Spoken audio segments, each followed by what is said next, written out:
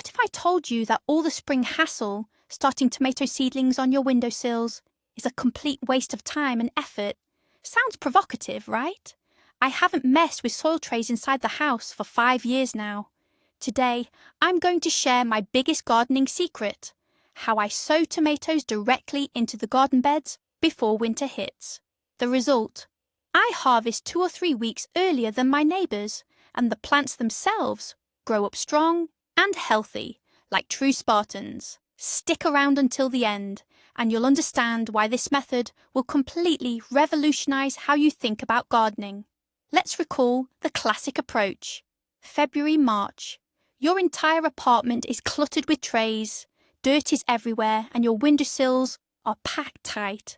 We turn on grow lights, worry about leggy seedlings, fight off damping off disease, and then we still have to harden off those tender sprouts before planting them out.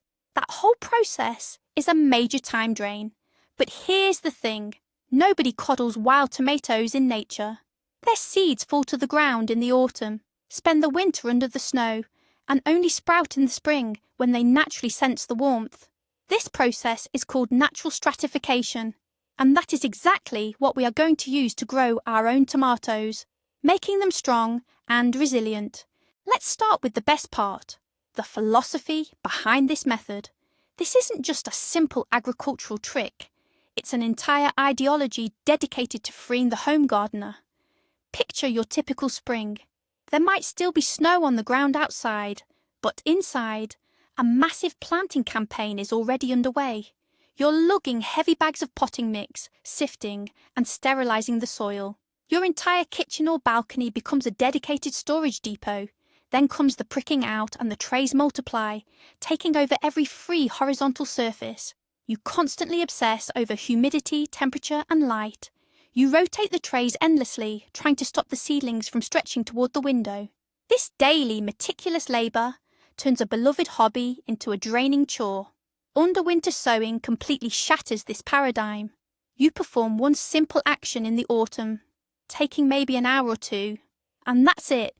You're free. You spend the entire winter relaxing. In the spring, while your neighbours are just starting their seedling epic, you're calmly sipping tea, watching nature do all the heavy lifting for you. It's a fundamental shift in focus, from total control to total trust in the natural world. We stop being overseers of our plants and become their partners instead. We set the stage, and then we allow the natural processes to take their course. This alleviates immense psychological stress. There's no longer the fear that your seedlings will get sick, become leggy, or perish from a lack of light. We trust the seeds, which inherently carry thousands of years of survival wisdom. This method isn't for the control freaks. It's for those who want to genuinely enjoy the process, who value their time, and who believe in the sheer power of nature. This is true gardening zen, allowing you to savour the springtime, rather than spending it in endless worry over fragile sprouts crammed onto a windowsill. And when you see the first vigorous shoots pushing up through the cold earth, you feel more than just satisfaction. You feel a genuine connection with the natural cycles. You realise you've become part of something much greater than just growing vegetables. Now let's discuss the biology behind this success. Why plants grown this way turn into true athletes. The secret lies in a process scientists call natural stratification and hardening. When a seed overwinters in the soil, it endures freezing temperatures and constant freeze-thaw cycles. This doesn't kill the seed. Quite the opposite. It activates deep, internal survival mechanisms. Weak, non-viable seeds simply can't handle these conditions and die off. This is a brutal process of natural selection, far more effective than the weak simulations we attempt indoors. Only the strongest specimens, those with the most robust genetics, survive. When this hardened seed finally germinates in the spring, it is tough from the first moments of life. Its cell walls are thicker, and its cellular fluid is more concentrated, making it highly resistant to late frosts. You may have noticed that seedlings from winter-sown crops often have a purplish hue. That's not a sign of disease. It's proof of high anthocyanin production. These pigments are crucial antioxidants that protect the plant from cold stress and intense UV radiation. But the most crucial development happens underground. A plant that sprouts in its permanent location immediately starts forming a deep taproot system. The main root drives straight down into the subsoil, reaching deep for constant moisture. Compare this to a seedling grown in a small pot. It develops a fibrous, shallow root ball that inevitably suffers shock and damage during transplanting. This transplanted plant spends weeks recovering, adapting, and ultimately remains highly dependent on superficial watering. A tomato grown from a seed sown directly in the ground is a completely self-sufficient organism. It finds its own water and nutrients. You don't need to constantly irrigate it. Its immunity is vastly superior. It rarely suffers from late blight or other fungal diseases because its foundation of health was established genetically, right from the start. It's like comparing a child raised in a sterile bubble to one who grew up running barefoot through the dirt and puddles. The second child will always be tougher and healthier. This is the same principle. We aren't raising pampered plants. We are allowing nature to create the perfect survivalists. Let's dive deeper into the most compelling benefit: securing an early and massive harvest. A lot of people assume that the sooner you start seedlings indoors, the sooner you'll pick the fruit. But that's a common misconception. A plant raised in artificial conditions experiences tremendous shock when transplanted into the open ground. Everything changes overnight: temperature, humidity, light exposure, and soil composition. The seedling essentially freezes its growth for at least a week, sometimes two. During all that time, it's not focused on growing. It's using precious energy just to adapt and repair its damaged root system. Now let's look at our direct sown tomato. It woke up exactly when the natural conditions were absolutely perfect for it. It doesn't need to adjust to anything. It's already home. From day one, it starts vigorous growth without any pauses or stress. It utilizes every single sunny hour for development, while its indoor started counterpart is still recovering from the move. Our Spartan plant is already building significant green mass and getting ready to flower. This zero-delay launch is precisely what gives us that critical 2 to 3 week advantage. But it's not just about timing. The sheer abundance of the harvest is directly linked to the health of the root system. As we mentioned, direct sown tomatoes develop roots that are powerful and deep. This means the plant has access to a much larger volume of soil, which translates directly to more nutrients and moisture uptake. It has the strength to set and mature a much larger quantity of fruit. Trusses form more frequently, and the tomatoes grow fuller and larger. The plant doesn't waste resources fighting off disease. Instead, it funnels all that energy straight into fruit production. During a dry summer, while owners of regular seedlings are constantly rushing around with watering cans, our deep-rooted tomatoes calmly draw water from deeper soil layers and continue to produce fruit without skipping a beat. The result is not just an early harvest, but one that is far more stable and superior in quality. The fruit from these plants is often sweeter and more aromatic, simply because they got the maximum benefit from nature, rather than being raised on artificial life support. It's simple arithmetic. Less stress plus better nutrition equals a greater yield of high-quality fruit. The key to success in our business is choosing the right varieties. You can't rely on luck here or just grab the prettiest seed packets you see. Your approach needs to be deliberate and disciplined. Rule number 1, and this is crucial: forget about F1 hybrids. These first-generation hybrids are engineered for maximum yield under ideal, often greenhouse conditions. Their seeds won't breed true, but more importantly for us, they are genetically unprepared for the severe challenges of growing outdoors in harsh conditions. We need exclusively open-pollinated varieties. These heirloom or standard cultivars are the result of decades of traditional or scientific breeding. They are stable and reliably pass their traits from one generation to the next. Rule number 2, focus on maturity dates. We need early or even better, ultra-early or super-determinate varieties. Why? Our goal is to harvest as quickly as possible, capitalizing on the advantage of an early start. Late maturing varieties simply won't have time to reach their full potential during a short summer season. Rule number 3, consider the plant type. The ideal choice is determinate varieties, meaning low or medium height bush types. They don't require complicated pruning, suckering, or staking up tall supports. They are compact, quickly set fruit on both the main stem and side shoots, and then stop growing. This is exactly what we need for a concentrated early harvest. Leave the tall, indeterminate varieties for the greenhouse. Rule number 4, the most obvious one, cold tolerance. Look for labels on the seed packets indicating suitable for open ground, cold hardy, or unfussy. These are often varieties bred in regions like Siberia or the Urals, specifically adapted to sharp temperature fluctuations. Here are specific examples that have proven outstanding. Sanka, an absolute champion in speed and ruggedness. As Dubark, a time-tested, reliable variety with strong bushes. Yamal, bred for extreme conditions, completely unfazed by the cold. Rakita, ideal for canning, productive and resilient. And Beta, an ultra-early type that you can even grow in containers. Put together a list of 3 or 4 such varieties and start experimenting. This will allow you to find the perfect match for your specific climate and soil. Now let's talk about one of the subtlest, yet most critical aspects, seed preparation, or more accurately, the complete lack thereof. This is a classic case where the best thing we can do is absolutely nothing. In traditional gardening, we're conditioned to help the seeds, soaking them in water, treating them with growth stimulants, or sprouting them on damp cloths. All of this is done to speed up germination. However, for winter sowing, speed is our main enemy. Our goal is precisely the opposite. We want those seeds to remain in a deep, undisturbed sleep until spring, and absolutely, under no circumstances, should they wake up prematurely. Therefore, remember this cardinal rule. Seeds intended for winter sowing must be completely and emphatically dry.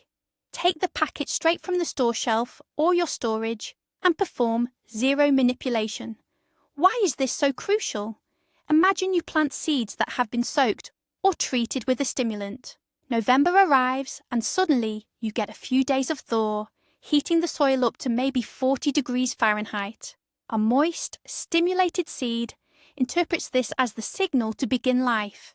It swells and the tiny root begins to push out. Then, a week later, a hard freeze hits, maybe 10 degrees below zero.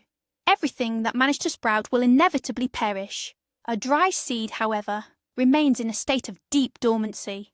It won't react to short-term fluctuations in temperature and moisture. To wake up, it needs a long, sustained period of warmth and hydration, the kind that only truly arrives in the spring.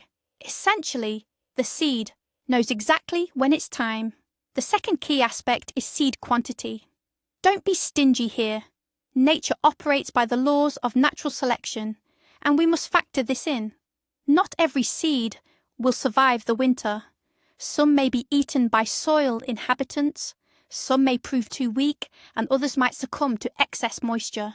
Therefore, you must sow with a generous buffer, at least 2, and ideally 3 times as densely as you would if you were starting seeds indoors in the spring. Don't worry that you'll end up with an impenetrable jungle. Come spring, we will perform a ruthless thinning, leaving only the strongest specimens at the correct spacing. This initial generosity in sowing is your insurance policy, guaranteeing that you will have a sufficient number of robust seedlings to establish a healthy, full garden bed. Choosing the location for your future tomato bed is a critical strategic decision. It accounts for half your eventual success. You can't just treat this as an afterthought, using whatever scrap of land is left over. We need to create a 5-star hotel for those seeds over the winter and the perfect launch pad for spring. The first and most critical requirement is sun. Pick the sunniest location on your property. Tomatoes are sun worshippers, and they need maximum heat for an early start. Your ideal candidate is the bed that clears snow first in the spring and starts warming up quickly. Steer clear of areas shaded by the house, a fence, or mature trees. Second, and equally important, is drainage. You absolutely must avoid standing water. When the snow melts in spring, many yards turn into small ponds. If your bed sits in a low spot, the seeds will simply drown and rot in icy water. That's why a slight slope facing south or southwest, where water naturally drains away, is perfect. If your yard is flat, I strongly recommend building a raised bed. Lifting the soil just 20 to 30 centimetres above the surrounding grade will radically solve any waterlogging issues. Plus, the soil in raised beds warms up much faster in the spring. The third aspect is wind protection. Cold northern and eastern winds can significantly slow down soil warming in the spring and damage young sprouts. If possible, position your bed against the protection of a structure, a hedge, or a dedicated windbreak screen. And of course, don't forget the rules of crop rotation. Tomatoes are part of the nightshade family, the Solanaceae. You must never plant them following other nightshades such as potatoes, peppers, eggplant, or ground cherries, physalis. They share common diseases and pests that build up in the soil. The best predecessors for tomatoes are cucumbers, zucchini, cabbage, onions, garlic, legumes, or cover crops. Following this simple rule will help you avoid many disease issues down the road. Take the time this fall to plan your bed's placement, and that effort will pay off handsomely next spring. Preparing the garden bed itself is a task you absolutely must handle ahead of time, before the ground freezes solid. Don't put this off until the last minute. The ideal window is late September or October, depending on your climate zone. The soil should still be warm and workable enough to comfortably handle. Start by deep digging or double digging. We need to create a loose, well-aerated structure so that the roots of the future plants can easily spread out. Dig down a full spade depth, making sure to thoroughly break up any clumps. While you're digging, incorporate organic fertilizers. Tomatoes love rich, fertile soil, so don't be stingy. For every square metre of the bed, add a bucket of well-rotted compost or aged manure. Absolutely avoid using fresh manure, as it can burn the delicate young roots in the spring. You can also mix in a cup of wood ash. This acts as a source of potassium and trace elements, and helps to de-acidify the soil. After applying the amendments, rake the soil thoroughly once more to ensure everything is evenly mixed throughout the bed. The next step is forming the planting rows. This also needs to be done early.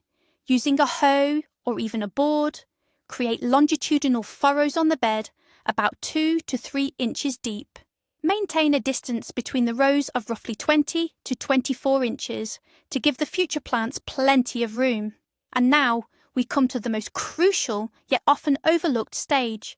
Once the bed is completely prepared, take a large bucket or a sturdy sack and fill it with dry, loose soil. This can be soil from the bed itself, provided it's crumbly enough, or a premixed blend of compost, peat and sand. You need to store this container of dry soil in a cold but non-freezing location, like a shed, garage or basement. Why is this necessary? When planting time arrives, the ground in your garden bed will be frozen solid and hard. You won't be able to scoop up soil to cover your seeds, but our stored, dry soil will remain loose and workable. This is exactly what we will use to cover the seeds placed in the frozen furrows. This seemingly minor step is actually the key to a successful winter sowing. Without a reserve of dry earth, the whole operation could fail. So, don't slack off. Prepare this soil ahead of time, and you'll be fully equipped when the right moment arrives. Now we come to the most crucial and perhaps the most anxiety-inducing part of the process, figuring out the exact timing for planting. Forget the calendar and ignore your neighbour's advice. Your only reliable consultants here are the weather and the condition of the soil. The main, unbreakable rule is this: you must sow only into frozen ground. Not merely cold ground, not damp ground, but specifically ground that has already formed a hard, frosty crust. Why is this distinction so crucial? We've previously discussed the risk of premature germination during a winter thaw. Planting into frozen soil is your 100% guarantee that the seeds will remain completely dormant until spring. In this type of soil, there is no available moisture in liquid form, and the temperature remains consistently low. When a seed encounters these conditions, it simply enters a deep slumber. What does frozen ground mean in practical terms? It's when the daytime air temperature no longer rises above freezing, or hovers right around that mark, while nighttime temperatures consistently drop to 27 to 23 degrees Fahrenheit, -3 to -5 degrees Celsius. The top few inches of the soil should be rock hard. If you can easily push your finger into the dirt, it's still too early to sow. If you have to exert effort or use a tool just to penetrate the surface, the time is right. In regions with moderate climates, these conditions usually arrive in the second half of November, sometimes early December. In warmer, southern regions, this might be late December or even January. Conversely, in northern climates, you might see this as early as late October. So stop looking at the calendar date and start paying close attention to the long-term weather forecast. As soon as you see at least a week of stable freezing temperatures ahead with no major thaws predicted, get your seeds ready and head out to your plot. It is always better to be slightly late than to rush the planting. Even if you sow your seeds, like these tomatoes, after a light dusting of snow has fallen, there is no cause for panic. You can simply brush the snow away from your pre-dug furrows, complete the sowing, and then cover everything back up with snow. The snow will actually act as an extra insulating blanket. Remember this, your goal is to trick Mother Nature, but you must do so by following her own rules, and the cardinal rules of winter are cold and stillness.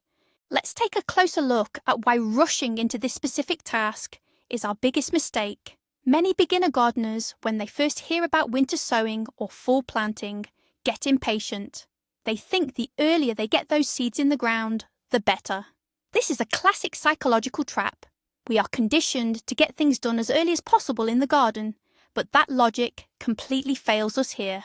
Let's walk through the scenario of incorrect premature sowing. Imagine you decide to plant your seeds in late October, when the soil is still relatively warm and damp from the autumn rains. You place dry seeds into the trenches and cover them up. What happens next? In that warm, moist environment, the seeds actively absorb water. The seed coat softens, biochemical processes kick off inside, and the seed begins its preparation for germination. Then, inevitably, you get the protracted thaw, the kind of false spring that is so common in November. The temperature jumps up, maybe even hitting 45 degrees Fahrenheit, and it rains. For that seed, this is a clear signal. It's spring, time to grow. It starts to germinate.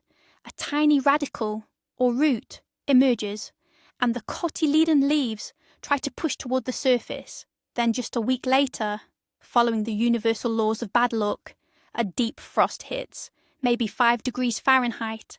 That tender, water-filled seedling, which has no defense mechanisms yet, instantly freezes and dies. All your hard work, all your hopes are wiped out by one simple error. You rushed the process.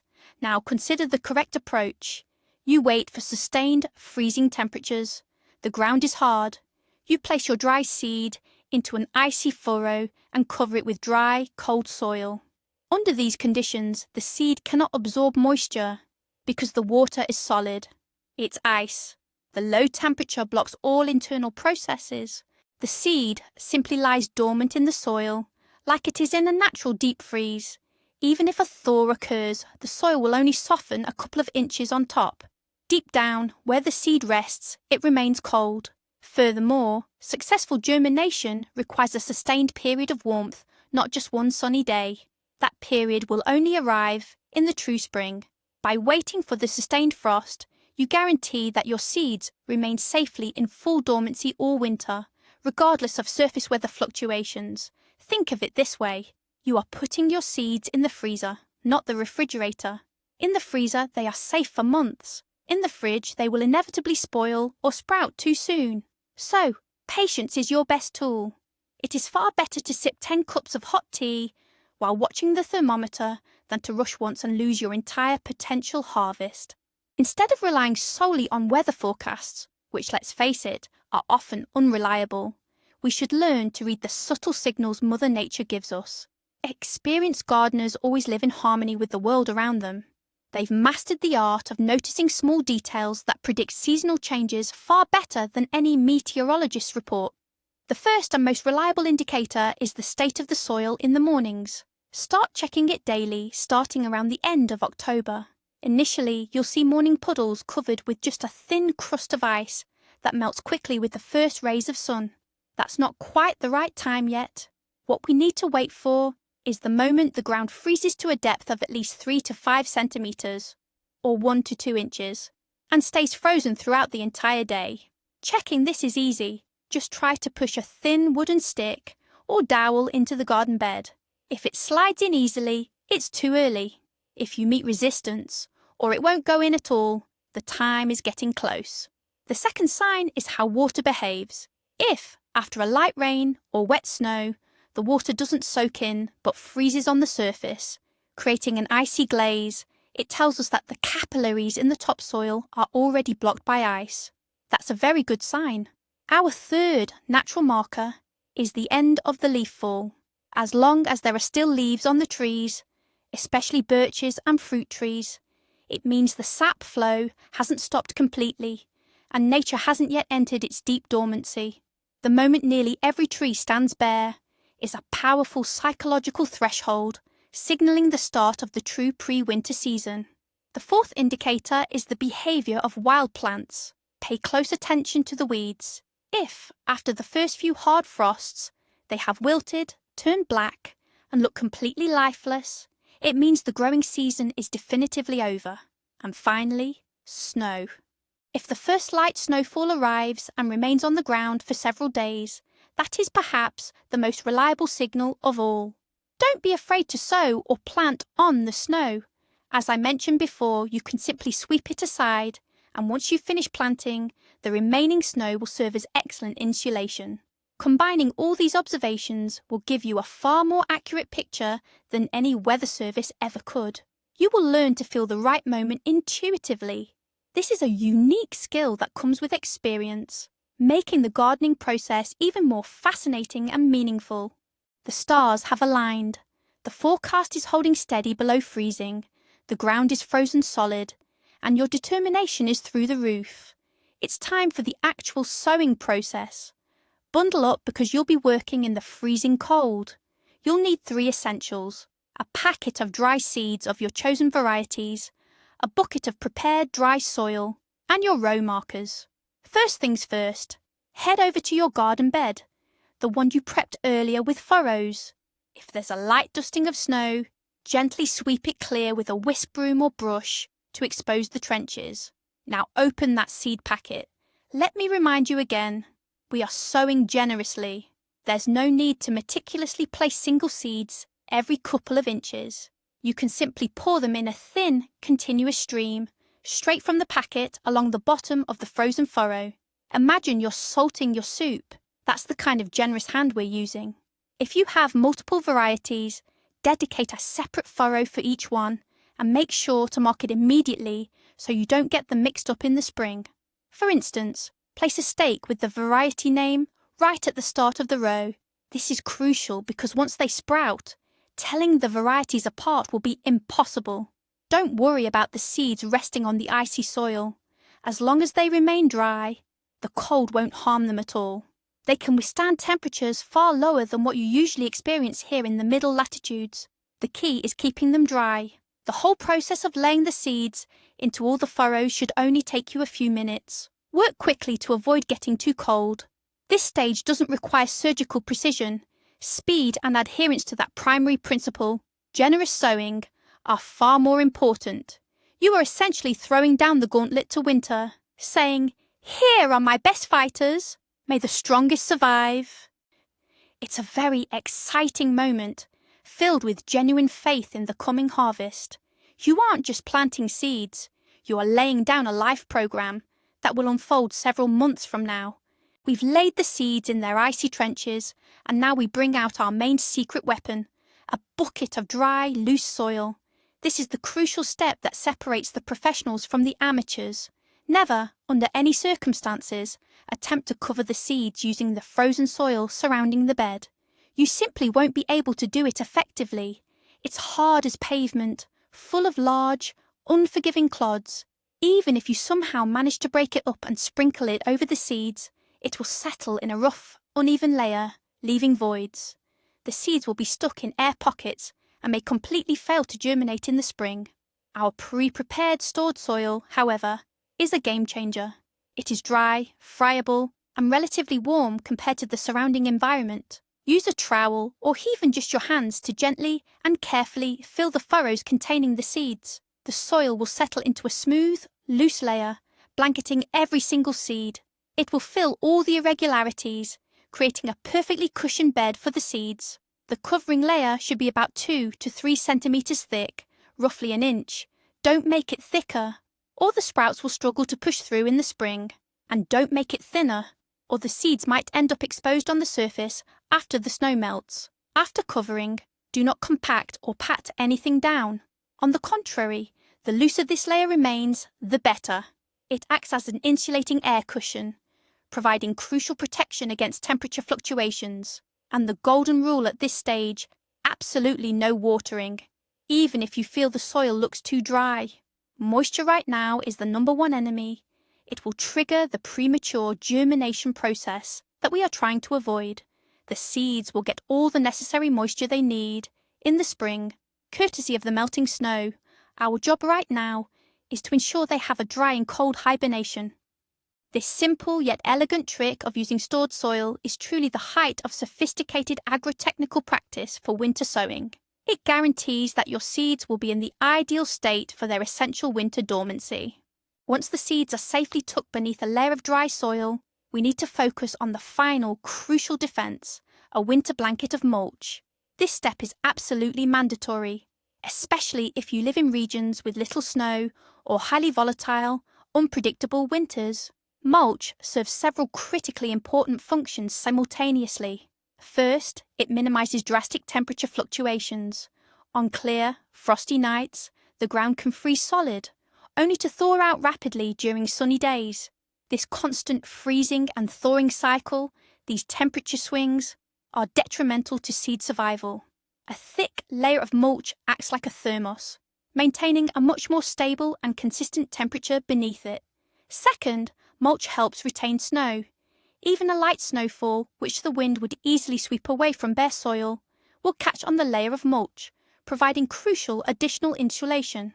And as we know, snow is the very best natural blanket for everything alive in the garden. Third, in the spring, mulch prevents a hard, dense crust from forming on the soil surface. This crust inhibits both seed germination and proper air circulation. The soil beneath the mulch will always remain loose and workable. So what materials should we use for mulching? The ideal choice is dry, disease-free tree leaves. The best options are usually leaves from birch, maple, or linden trees. The layer needs to be substantial, no less than 4 to 6 inches thick.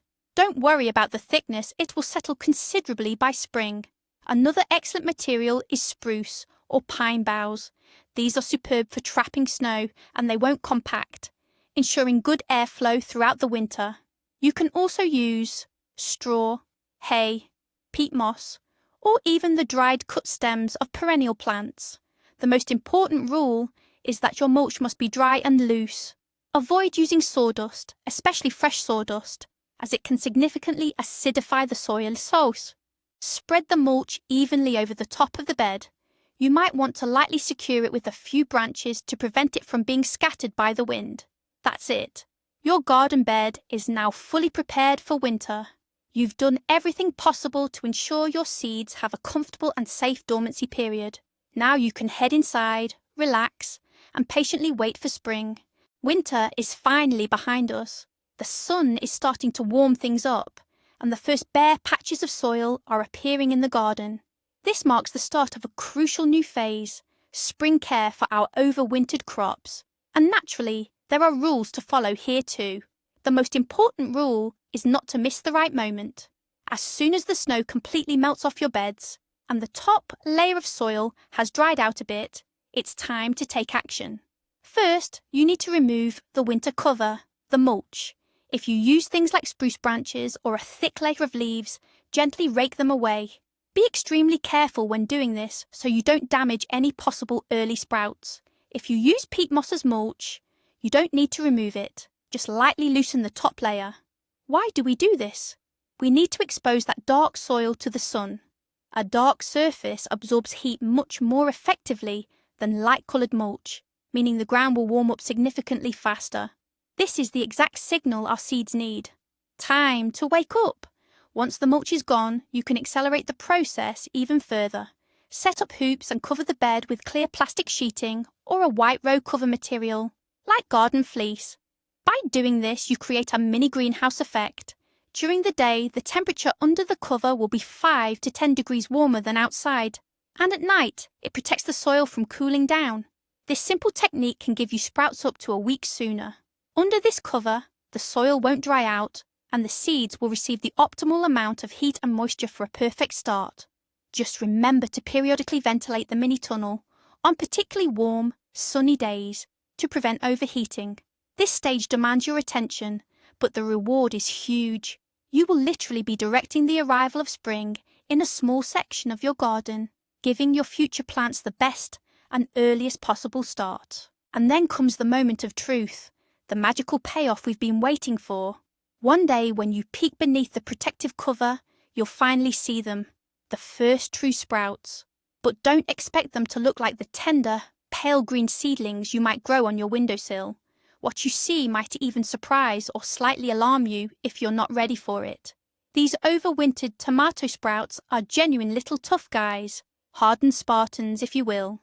They will be squat, stocky and grounded, boasting a thick, sturdy stem, and their colour won't be that bright spring green. Instead, they'll be dark green, with a distinctly purple or even bluish hue. The stems and the undersides of the cotyledon leaves will be especially purple. Don't panic. This is not a sign of disease or phosphorus deficiency, which is often the case with indoor seedlings. It is instead a mark of health and immense strength. That purple colour is the pigment anthocyanin, which the plant produces in direct response to cold and strong spring ultraviolet light. Think of it as their natural defense mechanism. Sunscreen and antifreeze, all rolled into one. This colouring signals that the plant has endured severe conditioning and is completely ready for life in the open garden. It is unfazed by temperature swings. These seedlings can tolerate short nighttime freezes, down to -1 or -2 degrees Celsius, without any harm, while their pampered, indoor-grown counterparts would perish instantly at that temperature. These hardy plants will only become stronger. Watching them develop is a pure joy. They don't stretch or reach desperately for the light, because they have it in abundance. Instead of growing tall and spindly, they focus their energy outward, immediately forming a powerful root system and laying the foundation for a massive future harvest. This is the visible, tangible proof of the superiority of this method. You're not just looking at seedlings, you are seeing the result of natural selection, the triumph of life over harsh conditions. Once the initial joy of seeing those first sprouts fades a little, it's time for arguably the toughest part of the process, psychologically speaking, thinning the seedlings. Because we sowed the seeds so densely, they will emerge like a forest or a thick brush of growth. If you let them continue to grow this way, they will instantly start competing fiercely for light, water, and nutrients. The result will be numerous weak leggy plants that ultimately won't yield a good harvest. Therefore, thinning is absolutely essential, and you must approach it ruthlessly, guided not by pity, but by the principle of survival of the fittest. It's best to thin in stages. The first round should happen when the seedlings develop 2 true serrated leaves, in addition to the initial cotyledons. At this stage, remove the weakest, thinnest, and obviously underdeveloped sprouts. If the soil is moist, you can gently pull them out, or you can carefully pinch them off right at the soil line to avoid disturbing the roots of neighbouring plants. Aim for a spacing of about 5 to 7 centimetres between the remaining seedlings. A week or 2 later, once the plants have grown stronger and more robust, perform the second final thinning. Now you must choose the single most vigorous, strongest and healthiest plant from each cluster. All others need to be removed. The final spacing between your future tomato bushes should match the recommendations for your specific variety. This is typically 40 to 50 centimetres. Yes, your hand might tremble. You might feel guilty removing dozens of perfectly healthy, robust-looking plants, but you must understand that this isn't killing, it's caring. By leaving only one leader, you are giving it ample space to develop a powerful root system and a bushy, productive plant. You are concentrating all the potential of that patch of soil into a few chosen plants. These chosen few are the ones that will deliver the excellent harvest we're aiming for. As a bonus, you don't necessarily have to throw away the pulled seedlings. The sturdiest of them can be carefully transplanted to another bed. While they will lag slightly behind their remaining siblings in growth, they will still be much stronger than regular nursery or store-bought starter plants. You might assume that after all that spring fuss, the hard part, the ongoing maintenance, is just beginning. But the most surprising thing about this method is how little ongoing care these winter-sown tomatoes actually need. Their maintenance is truly minimal. These plants are so self-sufficient, they barely require your intervention. The key principle here is simple: step back and let them do their thing. Let's talk about watering. Because of their robust taproot system, which drives deep into the soil, these tomatoes are far better at sourcing their own water than their shallow-rooted, traditionally started cousins. In most regions, natural rainfall is perfectly sufficient for them throughout the first half of the summer. You only need to step in if you face a severe or extended drought. When you do water, do it rarely but deeply, soaking the soil thoroughly. This encourages the roots to grow down, maximising access to groundwater, rather than spreading out near the surface. Frequent shallow watering, conversely, is detrimental. It makes the plant lazy and dependent on you. Moving on to feeding. If you properly amended your garden beds with organic matter last fall, these tomatoes might not need any supplementary fertiliser until they start setting fruit. They'll draw everything they need straight from the soil. You can apply the first fertiliser boost when the second fruit truss starts flowering, using a balanced mix that emphasises potassium and phosphorus. It's critical to go easy on the nitrogen during this stage, as too much will promote leafy growth at the expense of fruit production. Next, suckering. For the determinate varieties we selected, pruning is either completely unnecessary or very minimal. Generally, you only remove the suckers growing below the first flower cluster to maintain good airflow and prevent overcrowding. Otherwise, the plant is self-limiting. It forms its own shape and naturally limits its vertical growth. You won't have to perform complex training or constant pinching, which is typical for indeterminate varieties grown in a greenhouse. Essentially, all your ongoing maintenance boils down to two things: periodically cultivating the soil after rain to break up any crusting, and weeding aggressively while the plants are still small. Once the tomato bushes mature, they will shade out and suppress most weeds on their own. This truly is gardening for the lazy, where you aren't constantly working for the plants, but collaborating with them, achieving maximum results with minimum effort. Even with their incredible resilience, our Spartan tomatoes aren't completely invulnerable. There are threats we need to be prepared for, especially during the unpredictable spring season. The main danger comes from severe, late-season, or hard frosts. We mentioned that the seedlings can handle temperatures down to -2 degrees Celsius, but if the forecast calls for -5 or colder, it's simply not worth the risk. In that scenario, you should always have row cover material ready, like horticultural fleece or garden fabric. The evening before a hard freeze, simply drape it over the hoops you've set up above the planting bed. That will be enough to protect your plants. In the morning, as soon as the temperature rises above freezing, the cover must be removed so the tomatoes don't steam or rot. The second potential issue is pests. Young, tender shoots can attract flea beetles, especially if you have cabbage or radishes growing nearby. These pests can turn the leaves into Swiss cheese in just a few days. To control them, you can dust the seedlings with wood ash or tobacco dust. It's best to do this early in the morning while the dew is still heavy, so the powder sticks to the foliage. Slugs and snails also become active in the spring, and they enjoy snacking on tender sprouts. You can create barriers around the bed using crushed eggshells, or sprinkle specialised slug and snail pellets. When it comes to diseases, these overwintered tomatoes have a huge advantage. Thanks to their robust natural immunity, They are much less likely to be affected by late blight, Phytophthora. However, for prevention, especially if the summer turns out cold and rainy, you can treat them several times with biofungicides based on Bacillus subtilis or Trichoderma. These treatments are safe for people and the environment, and they suppress the development of pathogenic fungi. It's important to remember that preventing a problem is always easier than curing it. So pay close attention to your plants, but don't panic. Their inherent strength will, in most cases, allow them to overcome any hardship with minimal help from you. June rolls in, and the contrast between your garden and your neighbour's traditional plots is simply staggering. This is the moment for a clear comparison and a little quiet triumph. Take a look at your neighbour's bed. You see pale, scraggly seedlings that still haven't fully recovered from the stress of transplanting. They're just starting to find their feet. Their stems are thin, and the leaves might even look a little yellow. They're wasting precious time and energy just adapting. Now let's look at your garden. Your plants are powerful, stocky bushes, bursting with deep green, lush foliage. Their stems are thick and sturdy. They shot past the growth of the neighbourhood plants weeks ago. But the best part? Your tomatoes are already sporting their first, and even second, full flower clusters.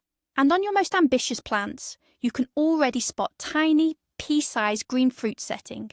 Your neighbour is still at least 2 or 3 weeks away from even reaching this stage. Fast forward another couple of weeks. It's the beginning of July.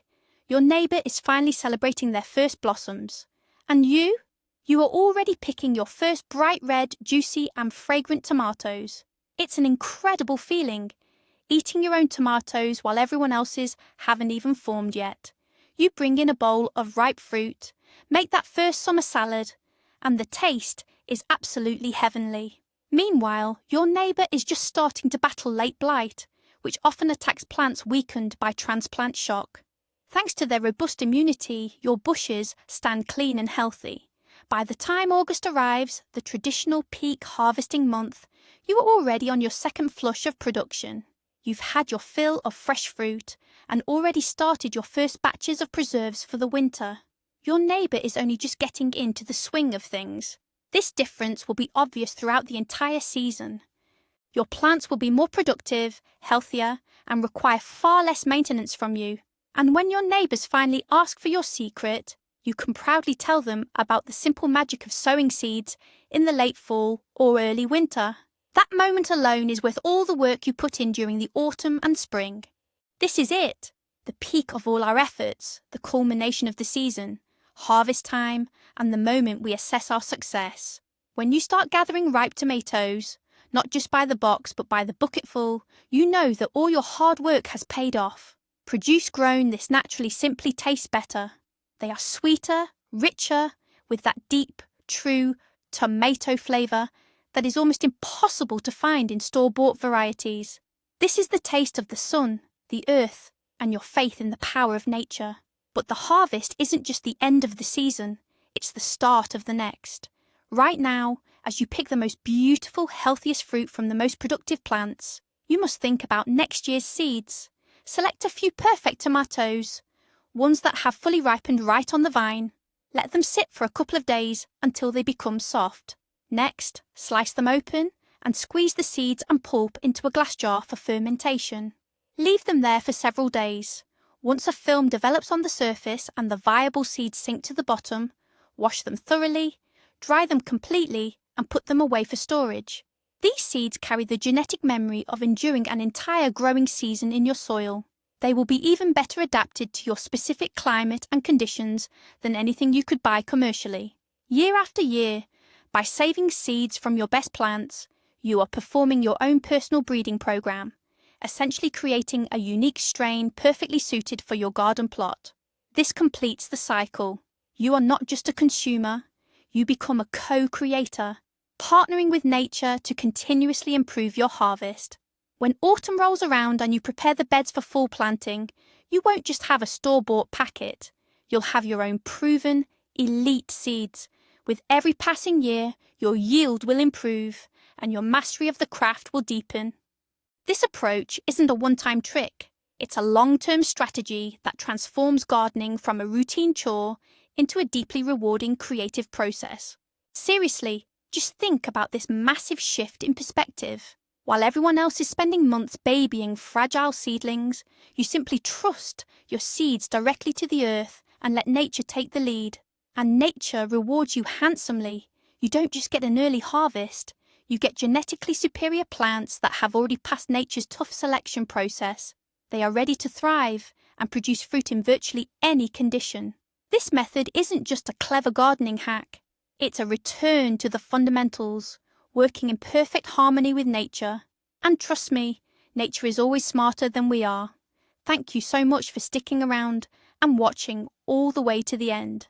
If this technique has you intrigued, please hit that like button and subscribe to the channel so you won't miss any of our future gardening experiments.